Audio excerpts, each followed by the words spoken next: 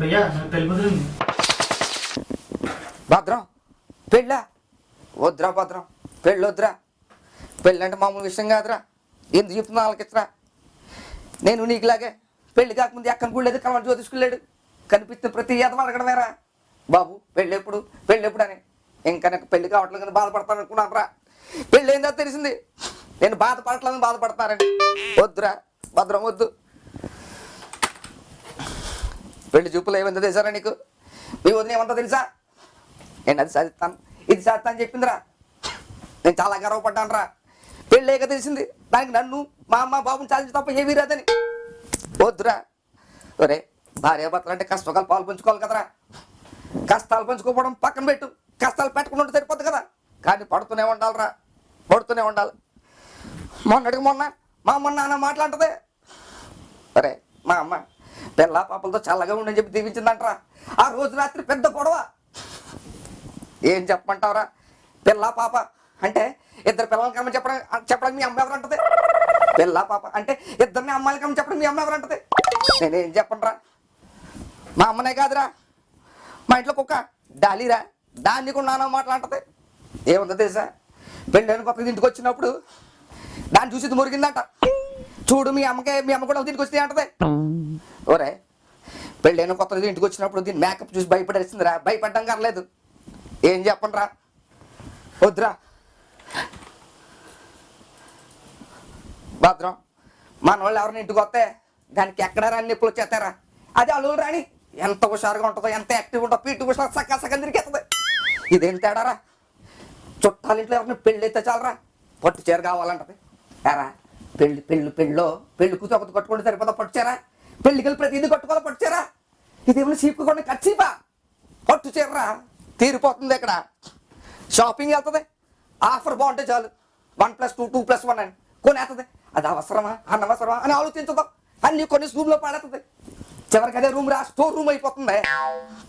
తీరిపోతుందని నీకు అర్థం కావట్లేదు భద్రం. తెంగా నాకు వద్దురా. ఈడు ఒకడు మధ్యలో ఓరే మొన్న ఫోను అర్జెంటుగా రావాలి హాస్పిటల్కి వెళ్ళాలి. నేనేదో కంగారు పడిపోయి కింద మధ్య పడి ఇంటికి వెళ్తే డెర్మటాలజిస్ట్ని కలవాలంటారా. అదేరా స్కిన్ స్పెషలిస్టు. ఇక్కడ ఓ పొక్కేసిందిరా, దానికి డాక్టర్ అంట. నేను అన్నాను కనిపించిన క్రీమ్లన్నీ కొని రాసేస్తుంటే పొక్కులు రాకపోతే ఏమవుతాయి? రాయడం కానీ అయిపోతాయని చెప్పాను రా. దానికి పెద్ద గొడవ. నన్ను పట్టించుకోరు, నా ప్రాణం పోయినా పట్టించుకోరంటది. దాని ప్రాణం ఎక్కడ పోతురా? దాన్ని పెట్టే బాధ మన ప్రాణం పోవాలి. దానికి ఏమవుతుంది? వద్దే బాబు రాద్దంతో వద్దని చెప్పి హాస్పిటల్ తీసుకెళ్తే అక్కడ డాక్టర్ టార్చర్ వేసి కింద మీద చూసి 5 ఆయింట్మెంట్ రాసేట్రా ఒక పొక్కుకి. మళ్ళీ బయటకు వచ్చి ఏమంటుంది తెలుసా? డాక్టర్ చాలా మంచి చూడట.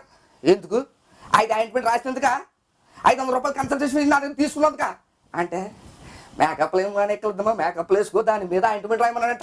రాయడానికి రాసుకోవడం వీళ్ళకేం పోతురా? అర్థం చేసుకోరా భద్రం. వద్దురా, ఇది మామూలు విషయం కాదురా. నానా బాధలు పడుతూ ఉండాలి.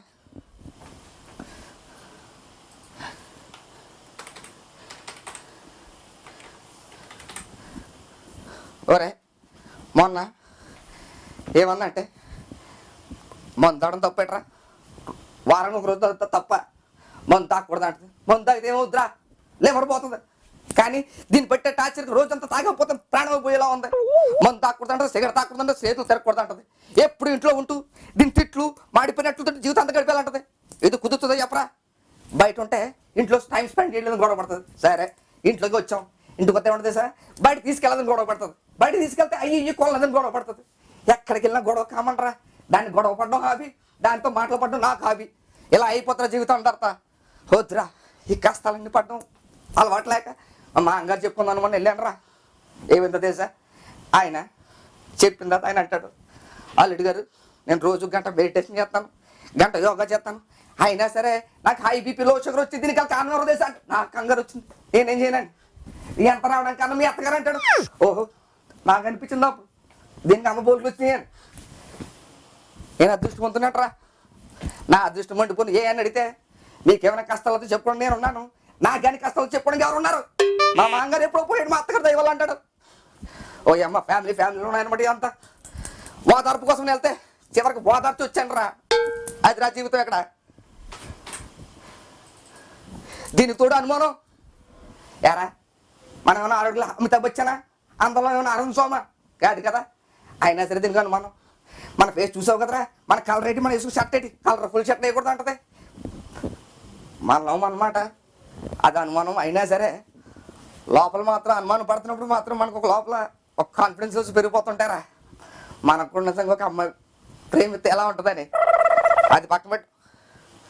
ఏంట్రా ఎంత సీరియస్గా చెప్తుంటే నువ్వు ఎస్ఎంఎస్ కొట్టుకుంటున్నావు? ఇప్పుడు అలాగే ఉంటుందిరా. గంటగా ఫోన్ రాకపోతే ప్రాణం పోతున్నట్టు ఉంటుంది. ఫోను పెళ్ళైన తర్వాత ఫోన్తో ప్రాణం పోతున్నట్టు ఉంటుంది. చూసావు కదా ఇదే. హలో, ఎక్కడే ఉన్నానమ్మా, గంటకి విన్నాము వెళ్ళడానికి పిఎంనా, ఒకే లొకేషన్ ఆఫీస్లోనే ఉన్నాను. ఇడ్లీనోక అమ్మా ఇవన్నీ చెప్తే నేను రాసుకుని ఏం చేసుకున్నాము లిస్టులోని, ఇవన్నీ ఎస్ఎంఎస్లో పంపించు. ఉంటాను వచ్చేస్తాను. చూసావు కదరా, ఇప్పుడు నీకు వస్తుంటాయి ఏమని I love you, I miss you అని వస్తాయిరా, కామనే. పెళ్ళైన చూసావు కదా ఏమొస్తాయో, సామాన్ లిస్ట్ వస్తుంది. రోజు ఇంటికి వెళ్ళేటప్పుడు ఎన్ని తీసుకుంటే వెళ్ళాలి. నీ జీవితంలో అయిపోద్దంటే షాప్లో డెలివరీ బాయ్లా అయిపోద్ది. ఎందుకు చెప్తున్నావు ఆలకించరా భద్రం, వద్దురా. నువ్వు తెంగన్నా కొడుకురా. దీంట్లో ఏంటంటే నీకు నాకు మన అందరికీ పెళ్ళి పడదరా. మన అమాయకులు మన తెంగన్నా కొడుకులకి ఏమో లపాకిలు తుపాకులు అంటే పిల్లలు వస్తారు. అదే కేట్ నా కొడుకులకి సావిత్రులు సౌందర్యులు పిల్లలు వస్తారు. ఏమైనా అంటే మ్యారేజెస్ అమ్మేడిని ఏమైనా అంటారు. ఏమైనా కాదరా, ఓవెన్ మండిపోతుంది ఇక్కడ. వద్దురా. ఒరే ఇంత చెప్తున్నా సరే వినట్లేదంటే నీ కర్మ, నేనేమి చేయలేను. ఓ ఇప్పుడు వెళ్ళిపోతావు, మళ్ళీ వస్తావు అన్నా అని